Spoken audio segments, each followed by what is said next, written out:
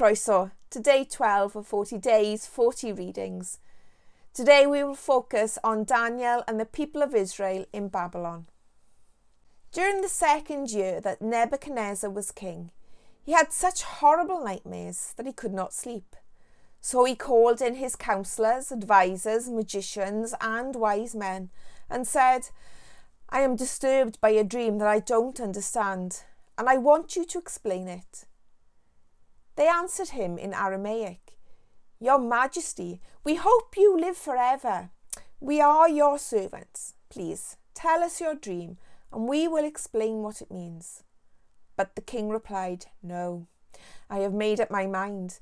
If you don't tell me both the dream and its meaning, you will be chopped into pieces and your houses will be torn down. However, if you do tell me both the dream and its meaning, you will be greatly rewarded and highly honoured. Now tell me the dream and explain what it means." "Your Majesty," they said, "if you will only tell us your dream, we will interpret it for you." The king replied, "You're just stalling for time because you know what's going to happen if you don't come up with the answer. You've decided to make up a bunch of lies, hoping I might change my mind. Now, tell me the dream, and that will prove that you can interpret it." His advisors explained, "Your Majesty, you are demanding the impossible. No king, not even the most famous and powerful, has ever ordered his advisors, magicians, or wise men to do such a thing. Can't be done, except by the gods, and they don't live here on earth." This made the king so angry that he gave orders for every wise man in Babylonia to be put to death, including Daniel and his 3 friends. Arioch was the king's official in charge of putting the wise men to death. He was on his way to have it done when Daniel very wisely went to him and asked, "Why did the king give such a cruel order?" After Arioch explained what had happened, Daniel rushed off and said to the king, "If you will just give me some time, I'll explain your dream." Daniel returned home and told his 3 friends. Then he said, "Pray that the God who rules from heaven will be merciful and explain this mystery, so that we and others won't be put to death." In a vision one night, Daniel was shown the dream and its meaning. Then he praised God who rules from heaven. "Our God, your name will be praised forever and ever. You are all-powerful, and you know everything. You control human hearts. You give rulers their power and take it away, and you are the source of wisdom and knowledge. You explain deep mysteries because even the dark is light to you. You are the God who was worshipped by my ancestors. Now I thank you and praise you for making me wise, and tell me the king's dream together with its meaning." Daniel went back to Arioch, the official in charge of executing the wise men. Daniel said, "Don't kill these men. Take me to the king and I will explain the meaning of his dream." Arioch rushed Daniel to the king and announced, "Your Majesty, I have found out that one of the men brought here from Judah can explain your dream." The king said to Daniel, "Can you tell me my dream and what it means?" Daniel answered, "Your Majesty, not even the smartest person in all the world can do what you are demanding, but the God who rules from heaven can explain mysteries. And while you were sleeping, he showed you what will happen in the future. However, you must realize that these mysteries weren't explained to me because I am smarter than anyone else. Instead, it was done so that you would understand what you have seen. Your Majesty, what you saw standing in front of you was a huge and terrifying statue, shining brightly. Its head was made of gold, its chest and arms were silver, and from its waist down to its knees it was bronze. From there to its ankles was iron, and its feet were a mixture of iron and clay. As you watched, a stone was cut from a mountain, not by human hands. The stone struck the feet, completely shattering the iron and clay. Then the iron, the clay, the bronze, the silver and the gold were crushed and blown away without a trace, like husks of wheat at thrashing time. But the stone became a tremendous mountain and covered the entire earth. That was the dream, and now I'll tell you what it means. Your Majesty, you are the greatest of kings, and God has highly honoured you with power over all humans, animals and birds. You are the head of gold. After you are gone, another kingdom will rule, but it won't be as strong. Then it will be followed by a kingdom of bronze that will rule the world. Next, a kingdom of iron will come to power, crushing and shattering everything. This fourth kingdom will be divided. It will be both strong and brittle, just as you saw the feet and toes were a mixture of iron and clay. This kingdom will be the result of a marriage between kingdoms, but it will crumble, just as iron and clay don't stick together. During the time of these kings, the God who rules from heaven will set up an eternal kingdom that will never fail. It will be like the stone that was cut from the mountain, but not by human hands. The stone that was crushed the iron, the bronze, the clay, the silver and the gold.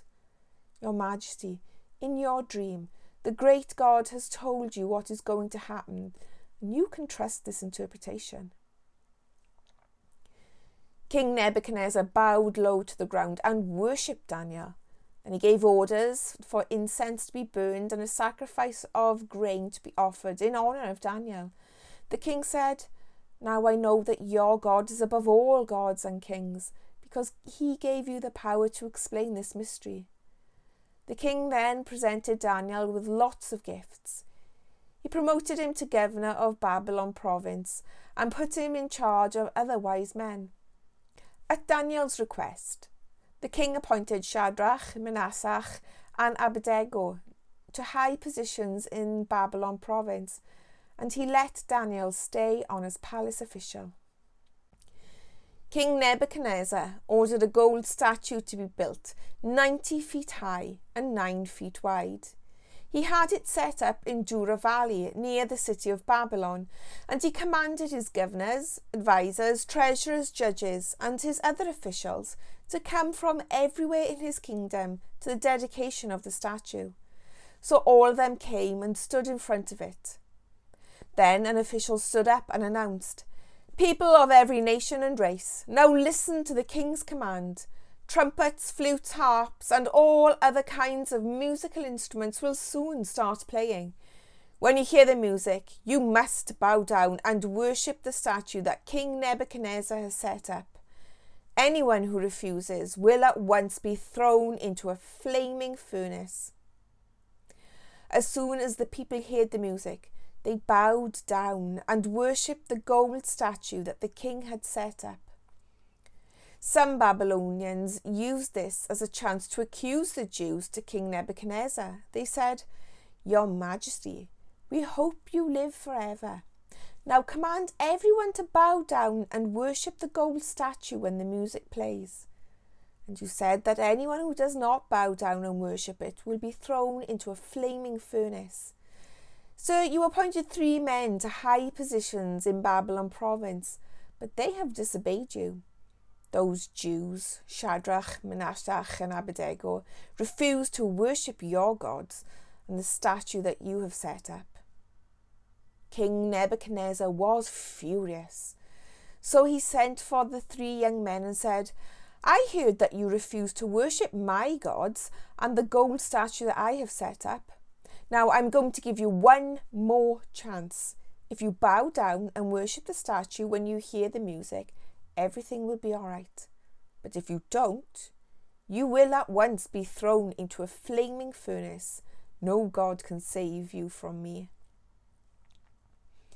The 3 men replied, "Your Majesty, we don't need to defend ourselves. The God we worship can save us from you and from your flaming furnace. But even if he doesn't, we still won't worship your gods and the gold statue you've set up." Nebuchadnezzar's face twisted with anger at the 3 men, and he ordered the furnace to be heated 7 times hotter than usual. Next, He commanded some of his strongest soldiers to tie up the men and throw them into the flaming furnace. The king wanted it done at that very moment. So the soldiers tied up Shadrach, Meshach and Abednego and threw them into the flaming furnace with all of their clothes on, including their turbans. The fire was so hot that flames leaped out and killed the soldiers. Suddenly the king jumped up and shouted, "Weren't only 3 men tied up and thrown into the fire?" "Yes, your majesty," the people answered. "But I see 4 men walking around in the fire," the king replied. "None of them is tied up or harmed, and the 4th one looks like he's a god." Nebuchadnezzar went close to the flaming furnace and said to the 3 young men, "You're servants of the Most High God. Come out at once." They came out, and the king's high officials, governors and advisors all crowded around them. The men were not burned, their hair was not scorched, and their clothes didn't even smell like smoke. King Nebuchadnezzar said, "Praise your God for sending an angel to rescue his servants. They trusted their God and refused to obey my commands. Yes, they chose to die rather than worship or serve any god except their own. And I won't allow people of any nation or race to say anything against their God. Anyone who does will be chopped up and their houses will be torn down, because no other God has such great power to save." After this happened, the king appointed Shadrach, Meshach and Abednego to even higher positions in Babylon province. Here ends our readings for day 12.